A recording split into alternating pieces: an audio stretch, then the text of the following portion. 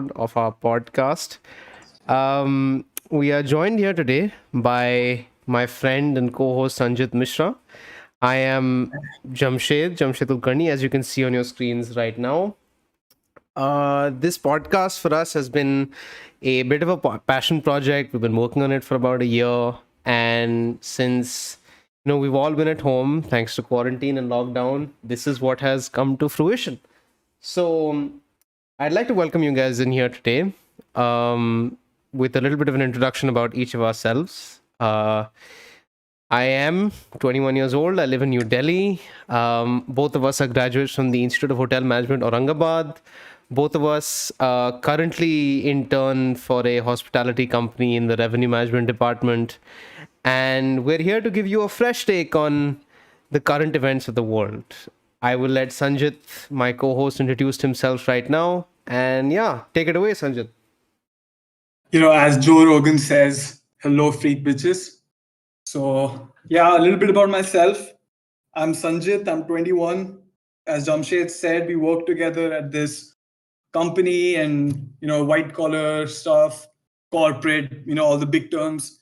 So, that's what we do, but we're actually, we're Excel professionals and that's what we do. So, so a little bit about myself. I'm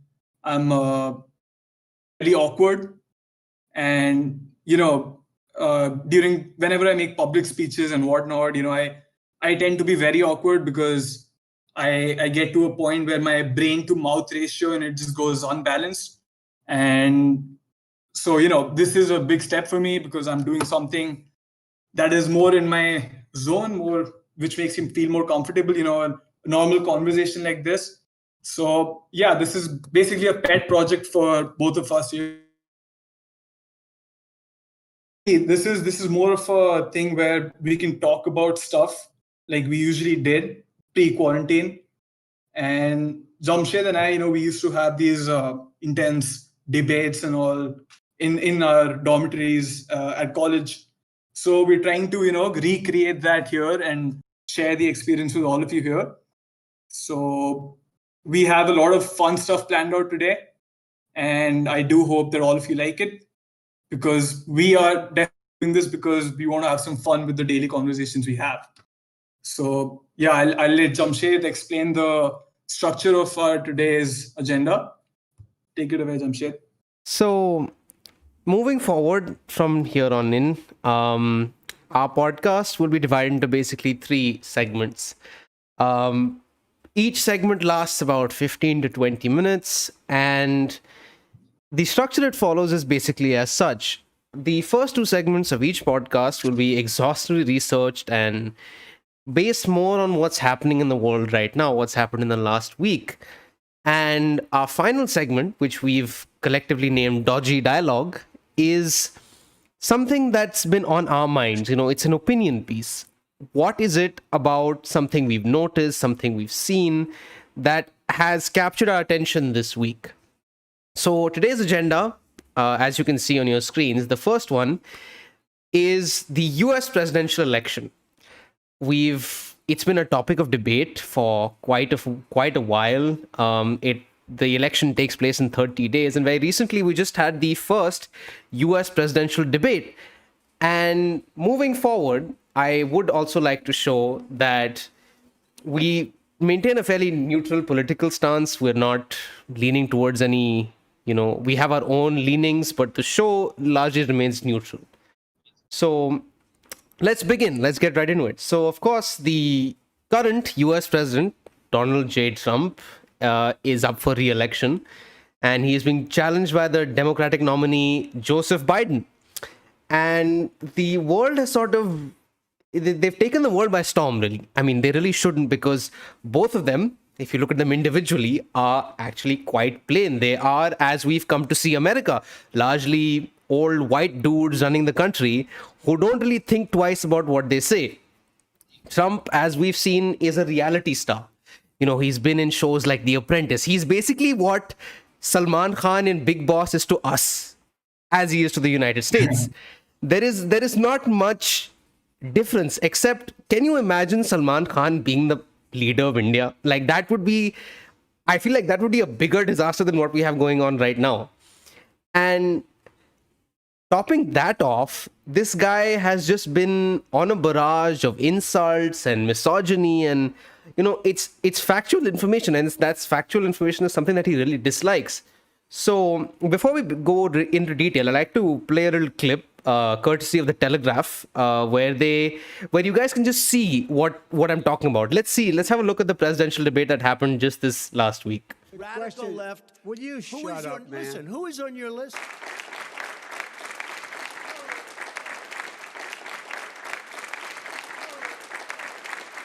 How you doing, man? How are you? I'm well. Here's the deal. The fact is that everything he's saying so far is simply a lie. I'm not here to call out his lies. Everybody knows he's a liar. But you I just want to make sure. Joe, you're the liar. I want to make sure. You graduated last in your class, not first in your class. God, I want to make Mr. sure. President, can you let him finish, sir? No, he doesn't know how to do that. That is absolutely a big thing. That was the worst part of ask him, Obamacare. Sir, Chris, you're that was the debating him, worst not part of me. Obamacare. Let me ask my question. Well, I'll ask Joe. The Individual mandate was the most unpopular aspect of Obamacare. I got rid of it. I'd like you and to, we will protect Mr. people President, with I'm the pre-existing moderator of this conditions. debate, and I would like you to let me ask my question, and then you can answer your ahead. question. They were teaching people that our country is a horrible place, it's a racist place, and they were teaching people to hate our country. And I'm not going to allow that to happen. Vice President Biden? Nobody's doing that. He's the racist. You just don't know. Here's the deal. I know a lot more about You this don't than he know. does. Let him finish. People out there need help. But why didn't you do it over the last 25 years? Because you Why weren't didn't president. you do it over Because the you last weren't 25 president years? screwing things no. up. You were a senator, and You're by the the way, worst you were a president vice- America has ever had. Hey, Come Joe, on.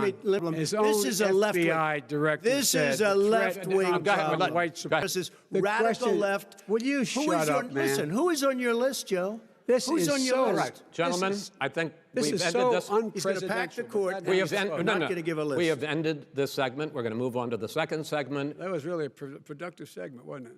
Sure, you've already fired most of them because they did a Some good because job. some people don't do well, a good here's job. The, With you, Go they ahead. say- You get here's the wait a deal. minute. You get the final word, Mr. well, it's hard to get any word in with this clown. Excuse me, this. Hey, this let me just person. say, Joe. No. I'm Mr. President. $3.5 Mr. million, President. Joe. And I'll be a president not just for the Democrats. I'll be a president for Democrats and Republicans. And this guy, I want to if see in an fact, honest Okay, ballot count. gentlemen, We- you say that's the end of Chris, it? This is I the end wanna of this see an debate? honest ballot count. We're And I gonna think leave he it does there. too. So starting off with just that just seems like a train wreck. Okay, I mean, first Train of wreck all, for the lack of better words. calling the president of the United States a clown seems a bit aggressive, doesn't it? Because I mean, okay, let's look at them individually. Donald Trump is, and he has been very aggressive. He's called to action his brashness as a whole, and we've not really been shocked now. I mean, we were shocked back in 2016 when he came into power. His largely misogynistic comments came into light, and we look at him and we realize that this is what happens when the darkest parts of humanity take charge. And his competitor, right? His competitor, who's been so aptly named Sleepy Joe Biden or Sleepy Biden, whatever you go by. Right. It's he's not a very charismatic man. He is, I mean, he embodies the sleepy word. I mean, you saw in that debate, there are points where he just looks down, he stops talking, which I can understand when you are you have a barrage of words and incomprehensible nonsense coming out from this crazy man. And I don't think he's exactly instilling confidence in his abilities when he looks so confused. What I think is ironic is that the guy who himself is called Sleepy Joe. Now, in the United States, when it's a very common moniker, when you get up and you have a cup of coffee, it's referred to as a cup of Joe, right? I feel like if you wanted to rebrand yourself as someone who's invigorated and who's, active, you'd be like something like, guys, wake up with a cup of Joe or cup of Joe Biden or something like that, to make sure people see you in a more active light. And it's really bizarre because we have so much in terms of active regression happening in the United States right now. Okay, for example, The number one topic of debate that is happening right now in the United States is the Supreme Court nomination. A very venerable judge, Ruth Bader Ginsburg, recently passed away after serving for multiple decades on the United States Supreme Court, and her seat is now being filled by a lady her name is Amy Coney Barrett. She is a largely right-wing conservative judge who has gone on record to show that she doesn't believe in the liberal philosophy, because the largest point of debate for any president, okay, has been abortion and abortionist and the rights of a woman to have an abortion at what period. And this lady, Amy Coney Barrett, she's gone on record to say that she doesn't support that choice that women can make. She doesn't support the fact that if a woman who decides to have a child somehow later decides that, this is not a choice I'm comfortable with anymore. Don't you think that should be a choice the woman should make? I don't even understand why this is up for debate. Right. I actually have a continuation to that, as in why we bring up certain topics which are not even debatable in the first place, but we end up talking about them. So, to begin with, let me be completely frank, okay? When we were discussing that what kind of topics we should talk about for this segment, so I was a little on edge and stuck between. Why would we possibly talk about the US elections and these two presidential candidates? So I thought about it a lot, and it just struck to me that whatever happens in the US and whatever the US does ultimately impacts the world. So this is, I know that my opinion here does not really matter, or Jamshed's opinion, but it does affect us all directly or indirectly. So, and also one of the biggest reasons why I'm interested in this is because both of these people are highly comical. So to be completely honest, right up until the debate, my personal side, this may sound a little contrarian also, I was siding with Donald Trump. Okay, now this may sound extremely flagrant to a lot of people, but again, my opinion doesn't really matter. But if you look at it from the outset, his economic policy seems to be working. And he recently, in February 2020, at the State of the Union address, he mentioned that the US has seen the highest job growth it has seen in half a century. The unemployment rate is at a record low, and that too lowest in half a century. So what Donald Trump is doing is he's boosting domestic employment, and that's good for Americans. But there's this aspect to Donald Trump where he has this conservative outlook on immigration, okay? So to me as an outsider, that is a concerning aspect. But again, it would make sense for an average American to vote for a candidate pushing for local economic growth. However, amidst this, this recent unrest in the US, so that is truly when I started thinking that even though this man's economic policy seems to be working and, he's doing wonders for the American economy, and so he says, that's when I started thinking that, he's killing himself out there at this point, because there was a time when I was expecting him to say something on the lines of, promoting equality and anti-racism or some obvious stuff like that. But that's when he messed up. And so up until this debate, when Chris Wallace, when he asked him straight up, do you condemn white supremacy? He didn't say no. And that, according to me, is a very big deal, because the truth is that on several occasions before, he has condemned the acts of these hate groups. He has said that, these people, values of the American construct and all that. But since he did not want to lose out on votes from these groups, he didn't say that he condemned these groups altogether. And that, according to me, is sad. And when he just could not deny that, no, I do not support these growths, that's when he lost my side as well. I think Because- what a lot of he does, right? If you guys have if you notice what he does, he says one thing and then immediately follows up. If he's questioned about something controversial, he'll be like, yeah, I don't remember exactly what happened. Maybe I know it, maybe I Yeah. don't. And he plays it off in like this ignoramus fashion, Yeah. as if the people listening are low IQ morons. And Yeah. it's bizarre, like, but you look at how the methodical approach these guys have taken. Okay, first of all, when Obama left his presidency in 2016, there were 142 circuit judges, small courts, low courts. There were 142 judges still serving.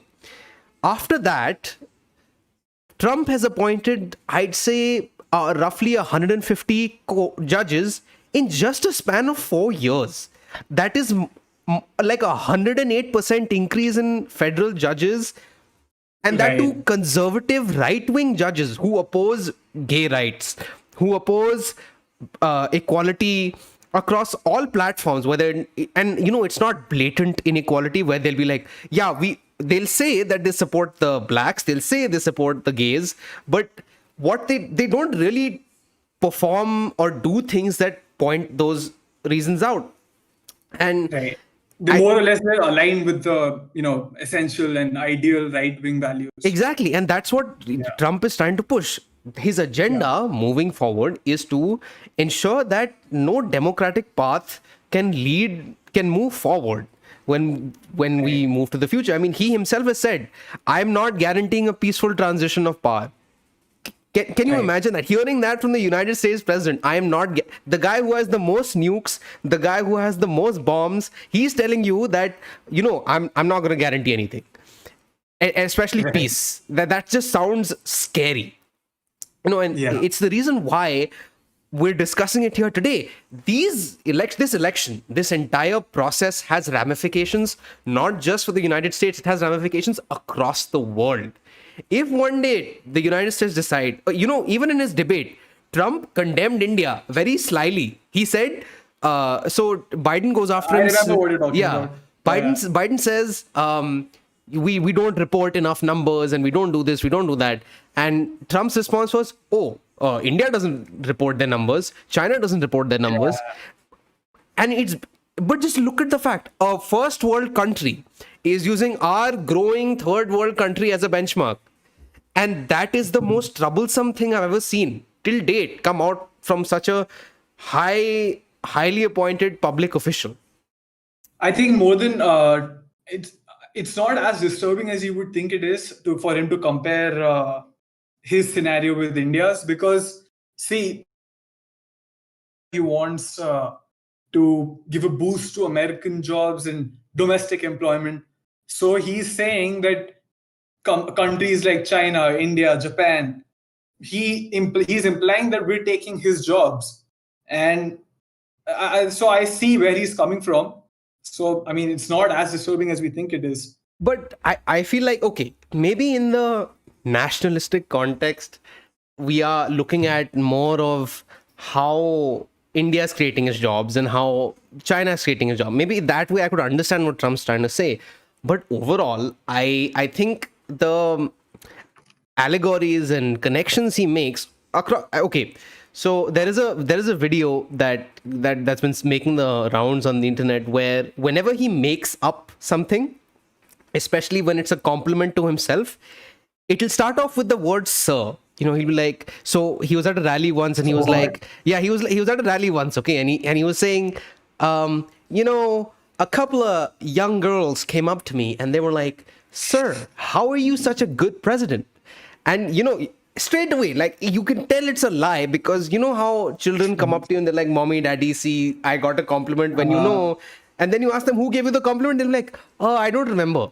It's the same logic here. When someone says something bad or someone does something that's not perceived as something beneficial, he pretends to not know. So I think overall, this election is going to be very interesting. It's going to be very pivotal, not just for the United States, but for everyone who works with the United States, who gets our products. I mean, look at Apple. Okay, what if one day Trump, if he wins and he says, sorry, Apple can't sell outside America? Yeah. That's it. The company's finished. I mean, look at how many people buy iPhones in India. Look at how many people buy iPhones in Japan and all these places outside the US. So, But to be honest, I think that seems highly unrealistic because the free market force.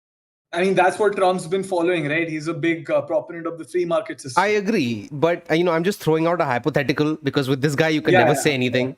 So yeah. So one this thing out of the debate that we all saw, and everything that happened.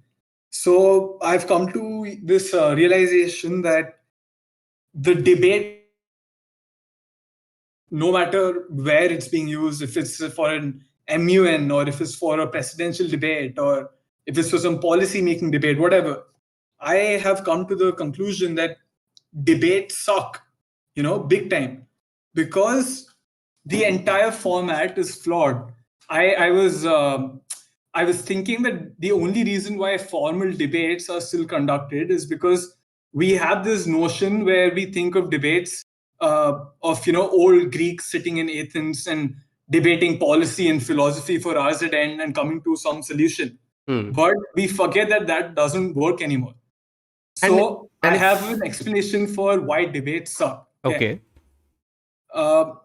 See, when you're debates work for a personal agenda. So if you're sitting in with a group of friends and you have to decide who's the better James Bond character. So you can debate stuff like, who would be a better James Bond, or chances are that one person will make a very convincing point and the others will say, you know what, that's right, I changed my stance. Yes, Leonardo DiCaprio can be James Bond. Yeah. Okay. But in a policy making debate or presidential debate, this doesn't work because there is a lot at stake. You're never going to hear a presidential candidate say to the opposition, you know what, that's an excellent point. I'm going to modify my economic policy to better suit the needs of the people. Thanks for the advice, Joe. You're never going to hear stuff like that. Yeah. So, this is more of a universal problem. Nothing is really getting solved in parliaments because of this elementary flaw. Okay. So, I mean, this happens in India too. I mean, I just don't see the outcome of whatever debates happen. So, because they're ultimately all skewed, in my opinion. So, what we need is another format.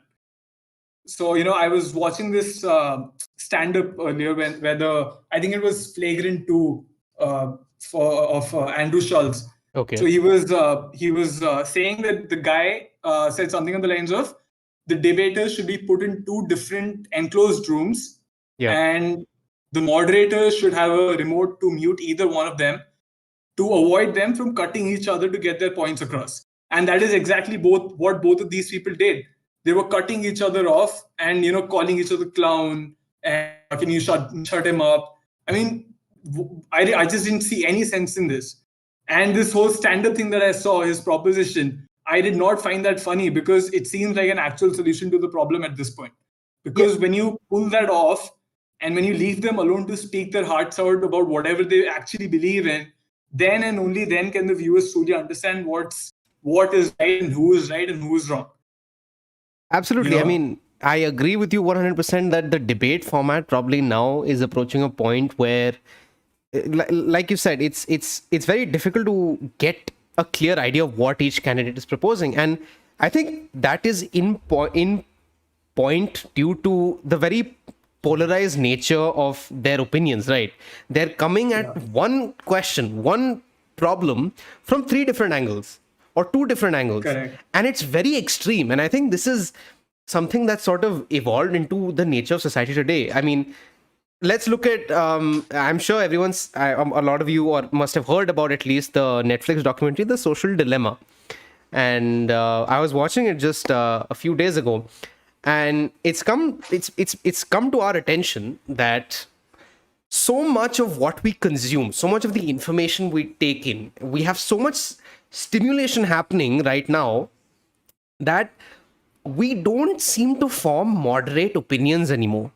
We start at extreme ends And after a point, after the source material has been ghiss out and pit out into a point where we're tired of the entire concept, do we say, yeah, maybe I can adjust a little? Let's Yeah. let me speak from personal experience. Okay, let's take the concept of veganism. To me, I was entirely against the concept of veganism. I'm like, this is a pointless exercise, and this is stupid, and people who are vegans don't deserve to actually eat not real things. Again, keeping in mind, nothing against veganism as such, but I mean, there are certain aspects to how it's being promoted. That's what the problem Yeah. is. So my entire agenda became, how can I prevent myself and my dear and near ones from becoming vegans? And that kind of mentality is just not sustainable. Which is why I asked myself the question, why not begin at a mentality where I'm like, okay, maybe I can try veganism, or maybe I can try connecting with the guy on the opposite end of the table who's eating his ghaspoos, and while he's watching me drool over my chicken breast. So Yeah. it's the concept is the same. The social dilemma, again, the proponent of that entire documentary is, social media is bad. Social media tracks you, goes everywhere. It is the worst thing to come out of technology. Of course, they won't say it's the worst thing. They'll be like, it's largely good, but the one bad thing it does is the worst thing in the world. Like, it's worse than anything you've ever seen. Yeah. Which is, I don't think, the right mentality to have. Social media, anyone... What ticked me off was the last part of the documentary where the guy says something on the lines of, just quit, just Yeah. leave it all, delete your apps.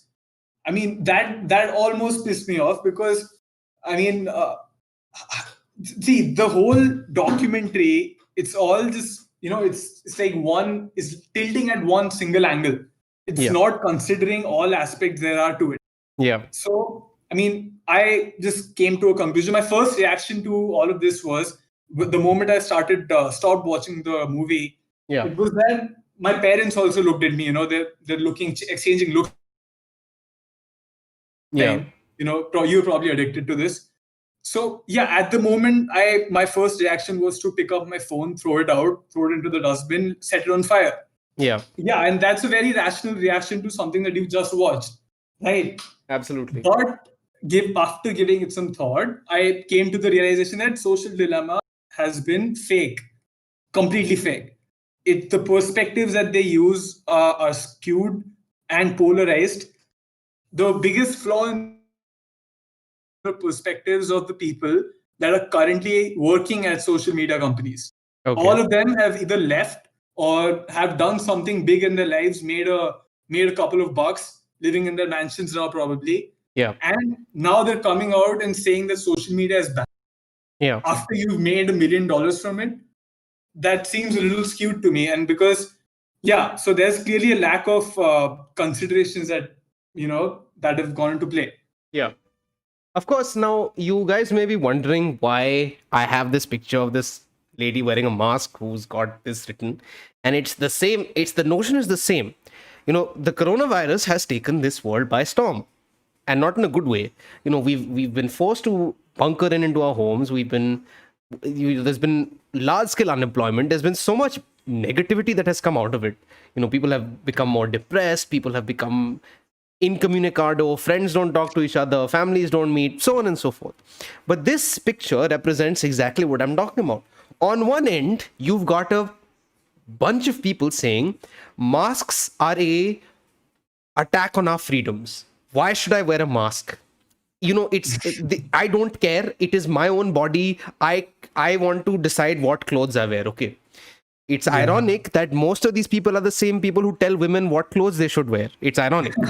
But besides that, on the other end of the spectrum, we've got people who are so paranoid, so scared of the disease that they will not step out of their homes. They will not let other people into their home. Okay. Now, I mean, like, almost to the point where you think they're paranoid schizophrenic. Okay.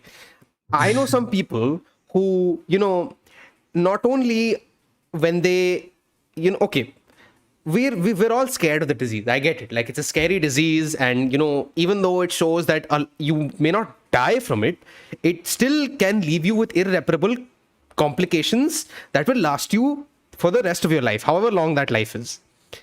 Yeah. But ever since we came home and from college, I have ordered things in from Zomato. I have gone outside. I've interacted with people. I may not have engaged in physical contact, but I've been wearing a mask. I've been washing my hands regularly and observing, to a degree, social distancing.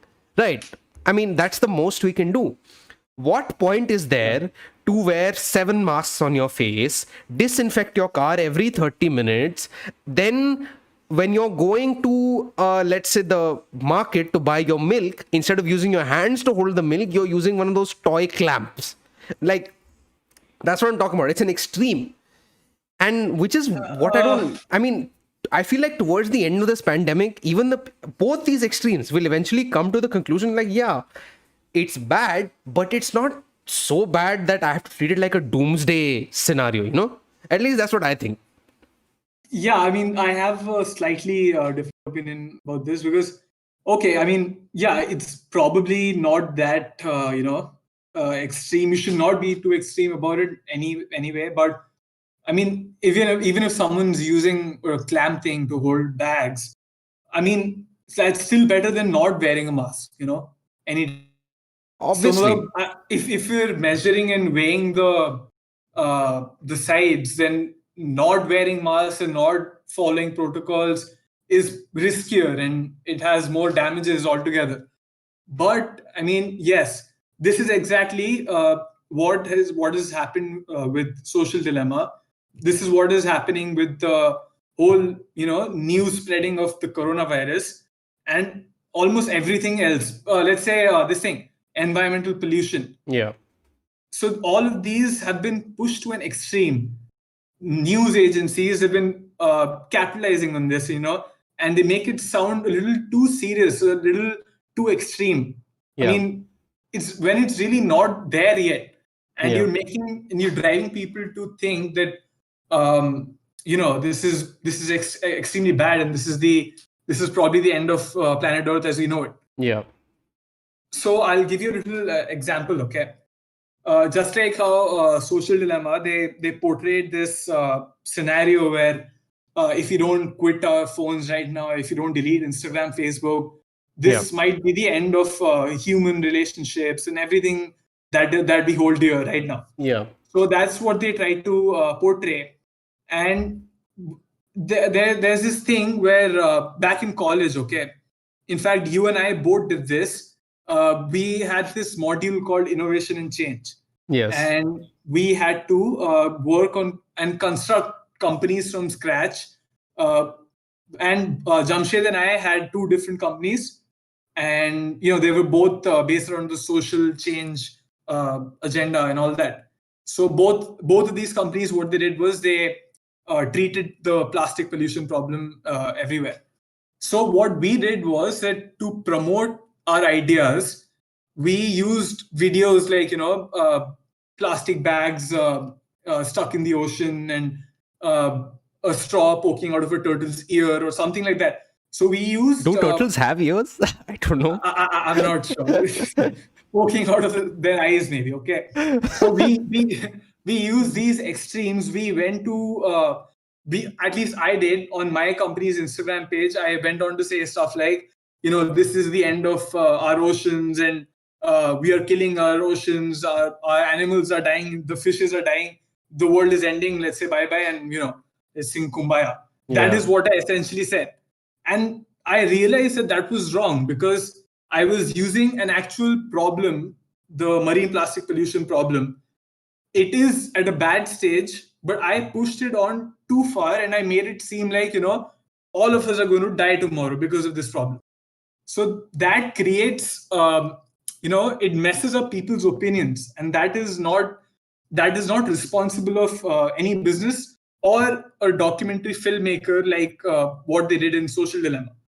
No, and that is the whole problem that I have with this movie, because they've taken it too far. They're portraying something that is not actually true, and they're just completely missing out on the positives of social media.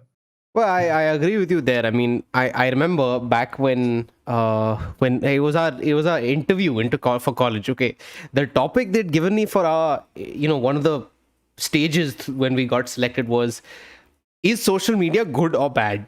And this is probably the most generic topic you can ever think of. And again, it's that debate format we were rambling on about. It's outdated, but it's interesting to understand that social media undoubtedly has its positives. It has its negatives too. And I think with most of these things, most of these vices, let's call them, whether it's social media, whether it's smoking, or whether it's smoking marijuana, or it's anything that can be perceived as a personal satisfaction, like, or what the Bible would call a sin, quote unquote sin. Yeah. Most of that I've realized is just do it in moderation. The moment you start you start blurring the lines between moderation and addiction is when all this becomes a nightmare. There was a point where I myself was very addicted to video games, and it's very easy to get addicted to them. I mean, you kill a lot of time. They're fun to play, and they're just eat up so much of your enjoyment that you realize after you're done playing that you just want to keep going back. And so much of how video games and mobile games are designed today is they give you actual chemical gratification upon doing something.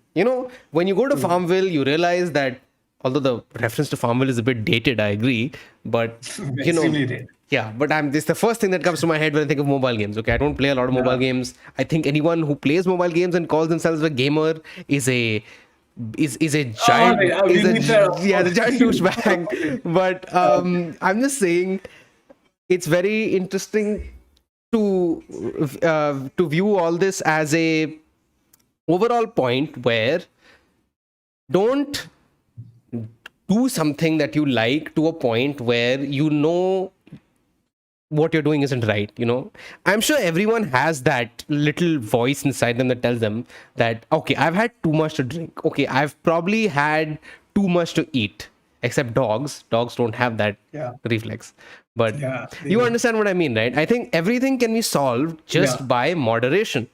And although, of course, guys, I mean, it's easy in theory, but the implementation is very hard. So obviously, I'll tell you something. I understand. This within, I think, the past 5 months, my phone usage is doubled or tripled. I'm not sure. Yeah. But I'm sad about the fact that I'm using social media to as much as I'm doing right now. Yeah. I hate it, but there's nothing I can do about it. It's like that, okay? And at the side of my head, I know that moderation is the key to this. And I was talking to someone about this recently. Yeah. And and I was saying that what, I'm done with this Instagram, Facebook. This is all too useless for me to use anyway. So I might as well just delete it. Yeah. So that person said to me that quitting is not always a right solution, because you should not ignore the fact that these sources do get you a lot of positive stuff as well. Yeah. So do not ignore that, and just start reading a book instead of staying on your phone the whole time. Yeah. And that's where the moderation steps in, because there are things you can do to control this, but you just need to sort of develop a control within yourself. Yeah. So I think it understands what we should see in terms of this entire concept of moderating what exactly we do is just take a step back. Okay, analyze. This is all easy in theory. It's all understandable that what we're saying right now is just a matter of personal opinion, personal capability, and it's beyond anyone to really understand what is the benchmark of moderation for them. But let me give you my own example, okay? And I apologize if you hear a dog barking. I have a very misbehaved Labrador. We've tried everything in the book to get him to stop barking, but maybe one day he'll quieten down. So let's look at it this way, okay? I have been, we used to work on we have a very busy work day, Sanjit and I. Okay, we start work at, let's say, 8 in the morning, 8:30 in the morning, and it goes on maybe sometimes till 7 p.m. at night, maybe even 8 p.m. But doesn't happen always, But and it's a question we keep asking ourselves. Why don't corporates also understand the meaning of moderation? And I'm not saying it's just one company. It's every company out there. Let's look at the gaming industry again, okay? The gaming industry believes in something called a crunch, wherein video game developers, they plan a project, and towards the tail end of development, when the project is roughly about to be finished, what companies will do is they'll take on 50, 100 new video game developers, and they'll just make them work 18 hours a day, 19 hours a day, just coding, designing, getting all that out so that the game can be released as quickly as possible. And then once the game is over, the extra video game developers they've hired, they'll fire them straight away without any overtime pay, without any compensation for the mental and physical stress that they've endured. And it's shocking. These things that any form of entertainment, whether it's a movie, whether it's a video game, whether it's a book, any person who has put in artistic effort into creating something so beautiful and something that's enjoyable by the larger populace should be rewarded as such, not by grief, not by pain. I think I speak for a majority of people. I speak for a lot of the people in the art community that understand the value of creative effort and how much work goes into actually creating something monetizable, something that is appealing to the larger populace, and it's very difficult to create. I mean, look at this podcast that we've created. This is something we have the liberty to really talk about what we can say, what's on our minds, and we are able to debate and discuss because we have the privilege to do so. And the platform on which this podcast is hosted, again, if you cannot afford a phone, if you cannot afford an internet connection, you will not be able to listen to this podcast. And I'm very grateful that we're privileged enough to be able to do this. But again, because of this privilege, a lot of it has been misused. And I think overall, if we can just understand how well we need to use our time, and I'm at the risk of sounding very, very middle-aged, I'm just saying that moderation is actually quite useful. At least that's my opinion. Yeah, it is. But I mean, you're speaking about the corporate thing, right? I mean, if you were supposed to make these decisions, okay, I personally feel like, this is all a very new thing. The work from home era has finally arrived. Yeah. And I mean, we're still adjusting to the ways. And I feel like most companies, they have realized the importance of, not overworking the employees. For example, Cisco, okay, in the US, they've made this policy where you don't, how we're assessed by the whether if we're online on Microsoft Teams, that's how our employers know that we're working. Yeah. Right. That's an indicator for them. Yeah. So Cisco, what they do is they tell their employees, they enlist all the jobs that have to be done within the day. And then you can do whatever you want. If you want to go to Cancun and sit on a beach and do it, or do it on a piece of pen and paper, I mean, it's up to you how you do it. All they want is all the tasks should be achieved. Yeah. So you don't have to stick around on Teams to, update that, yes, this is done. Yeah. I mean, they just trust their employees with it and they do it, and that's it. Yeah. That's a sort of, that eases the pressure. It's faith in your employees, which I think every leader should have. And, this entire concept of leadership has been ingrained into our minds since we were little children. A good leader does this, a good leader does that. When in reality, a good leader is pretty situational, I'd say. Okay.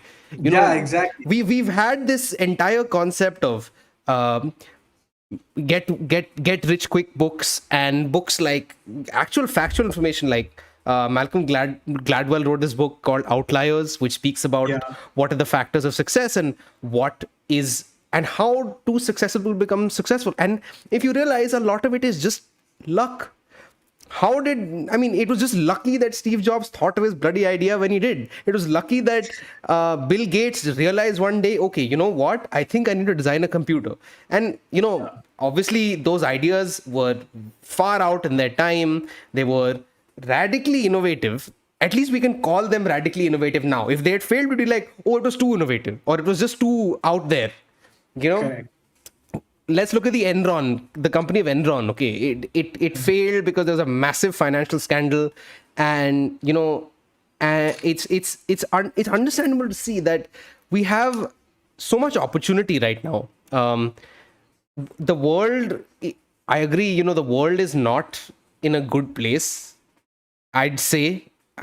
Overall, technologically, maybe, we've been at a point where we can talk to each other. You and I are talking to each other over internet right now, and it's crystal clear, wherein 30 years ago, it would have taken maybe 3 hours to speak for maybe 5 minutes.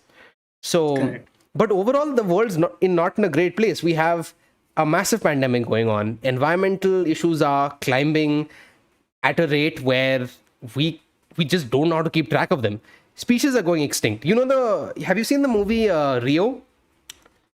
The animated one? Yeah, the animated one. Yeah. Yeah. The blue macaw that is in the movie? That species is extinct. I think like 2 years after the movie release, the species went extinct. And you'd think that as humans, we see this Is that the same bird that they use in Pirates of the Caribbean? I Or don't... is that I don't know. Yeah, I don't remember much of Pirates of the Caribbean at this point, because after like the third movie, they became really shitty. So I didn't watch. What are you talking about? No, bro, but like the fourth one was kind of ass. I'll gotta be honest.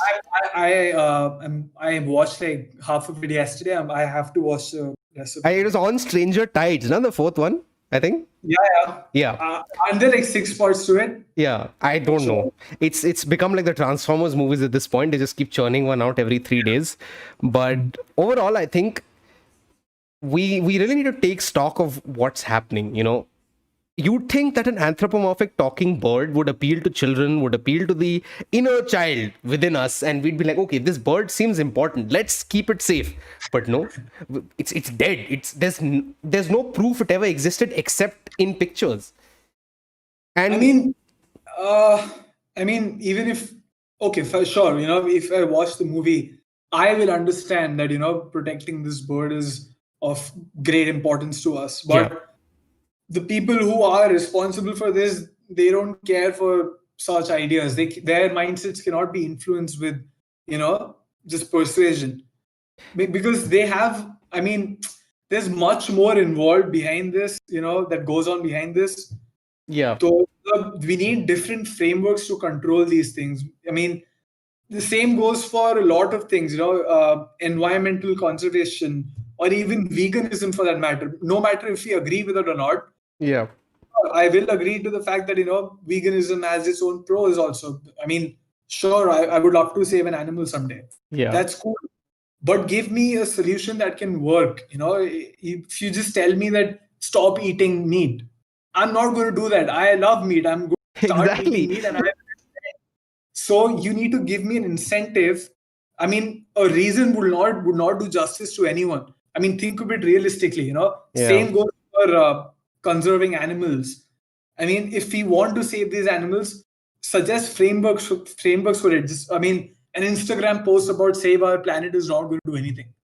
I think if you look that's at, yeah, I mean, like I that. agree with you 100%. The idealism of conservation and conservation oriented behavior is through the roof. You feel a sense of personal satisfaction when you plant a tree or you give back, quote unquote, to society. But let's look at it this way. In the United States, Tesla has perhaps the most advanced recharging solution for electric vehicles anywhere in the world right now. Like, you can go to a gas station and your car will be ready to go in, like, let's say half an hour, and you can go about your day for no problem. But electric vehicles are nowhere near as monopolized as we thought they'd be by this point, right? I mean, Yeah. because why? Why is that so? Electric vehicles are expensive. And Tesla has marketed itself as a premium electric vehicle brand. Even though I don't agree with some of the design choices, like the Cybertruck. I mean, what the hell was that? That just looked like one. Subjective. Yeah. I would buy it if I had the liquidity. Exactly. If you had the liquidity, it's a caveat, right? And I think more than anything, if we just look at all these caveats that come into play, the average Indian, I would say the middle class Indian, cannot afford the vegan options we have right now, like available in the market. I don't think that, and it takes an adjustment, okay? Because when I first had soy milk by accident, I thought it was the vilest thing on the planet. Because coming from cow milk, which again the argument was made that humans are the only creature which drinks another creature's milk after infancy. I agree with you 100%. I don't even mind switching, but give me a viable alternative. It's very idealistic to say. Same thing. I'm sorry to cut you off. No problem. But the same thing happened, when I was talking about this innovation thing. Okay, so both of us were asked to make these brief revenue models for our companies. Yeah. So that's when I realized, I worked it out with my teammates. Yeah. So we realized that it's all very expensive to run such a business, Yeah. Saving the earth does not come cheap. No, it does not. And it takes me a lot of resources just to, save or cut down on marine plastic pollution. So, how do you expect, conservation to be paced up when, it's just not feasible? Now, the average idealistic man will tell you, but why don't the millionaires and billionaires pay for this, Sanjit? Why don't they pay for it? Well, it's obvious. It's obvious, right? Okay, if you are a billionaire, you have earned tens of thousands and millions of rupees by your genius idea, and now all of a sudden, one guy comes up to you and says, you need to give it back to planet Earth. I would be like, why? Kyun do main? Like, first, that would be my natural human reaction. Philanthropy aside, it's very good that people like Bill Gates, and I don't want to say Jeff Bezos because he seems like an evil mastermind, so I'm going to keep him aside for a while. But someone like a Bill Gates or someone like there was recently a guy, I don't remember his name. He passed away, but he made sure he gave away every single dollar he earned. He was a billionaire. He gave away all of his money to charity, and he died broke, and he was very happy. He was like, this is what I want to do, give back. And that's great. But that kind of philanthropy is rare. Like, it's a very rare human trait. And in this consumptionistic, capitalistic era that we've been brought up in, to expect us to largely be philanthropic from a starting point is going to be very difficult. That's what I'd like to say to that. Like, conservationism is very expensive, and if you can get a good couple of venture capitalists to invest in your company that saves marine life, fantastic. Like, I'm all for it. But until that happens, bad because one is either that economies of scale aspect. Once a lot of it is being done, it will become cheaper eventually. The same thing is happening with electric automobile. And it is making the batteries cheaper altogether. Yeah. So eventually, yes, it will all come to power, and we will all be driving electric cars. That's a truth. Okay. Yeah. But either you could go that route, or you could, create frameworks or legal reforms to cut down on these, taxes for these companies, for example. Yeah. If you want to see change, if you want to live up to such whatever objectives, then that is what we should be pushing for. I just know anything I see on Instagram nowadays pisses me off. So, whenever I see something like, David Attenborough, for example, okay? Yeah. I respect the journalist to the greatest extent. He's done a phenomenal job with his documentaries, his work, and everything. But again, he's overselling it, and the way he's selling it, it just doesn't sustainable to me. Obviously, you're just telling again and again that the earth is dying. The earth is dying. What is your solution to it? Yeah. You cannot just keep telling people. I'm pretty sure everyone knows that. Actually, no, I might be wrong here. Not everyone knows, because there are people who still debate global warming. Yes. Our Tangerine Tornado from segment 1 is one of them who refuses to believe that global warming exists. So, So yeah, the point being that we need more solutions and lesser words. Yeah, I agree. And I think like this debate can probably go on endlessly, but we are nearing the end of our podcast for today. We'll take Just one. one last point. One last point. Sure, go ahead. Say coming back to the social dilemma thing, okay? Yeah. Relating to what we can do about this social media addiction, and social media not interfering with elections and all that. So Yeah. Facebook did something that I really like. I mean, they responded to the social dilemma, Yeah. and they released a one-page document called "What the Social Dilemma Gets Wrong." Yeah. It comes from the actual company headquarters, and they mentioned 4 points, 5 points. I'm sorry, 7 points, and they talk about the addiction issue. They say that you are not the product. They say that algorithms that they use are not as extreme as they suggest. Then they also say that data is being, the privacy aspect is being worked upon. Mm-hmm. Then they talk about this polarization thing. We take steps to reduce content that could drive polarization. They Yeah. also mentioned that elections, Facebook has made investments to protect the integrity of elections. Yeah. And then they also talk about fake news. Yeah. At the end, they say that we know our systems aren't perfect and there are things that we miss, but we are not idly standing by and allowing misinformation or hate speech to spread on Facebook. So this shows that these people are doing something about it. Yes, it's a problem, but they have a solution. That's what matters. Agreed. So I think that's the end of our third and final segment, Dodgy Dialogue. I'd be taking, we had reserved about the next 5-7 minutes to take any questions you guys might have in the chat. And I see we've got one from our very own principal, Dr. Satish Jairam. And it says that, can American democracy withstand the assault of this political imbroglio alongside the growing COVID-19 situation? I think the American democracy as it stands has been threatened long before this entire situation. Like I said, it's the courts are packed with conservative judges, and now we've got a super conservative judge coming onto the Supreme Court, and we've got so many right-wing conservatives and white supremacy groups coming into effect who are actively flouting democratic process. They are flouting any law and order that Trump seems to lay down. And the COVID-19 situation seems to have just exacerbated that stupidity. Yeah. To me, it seems American democracy has either been dying or is dead when Trump came into power.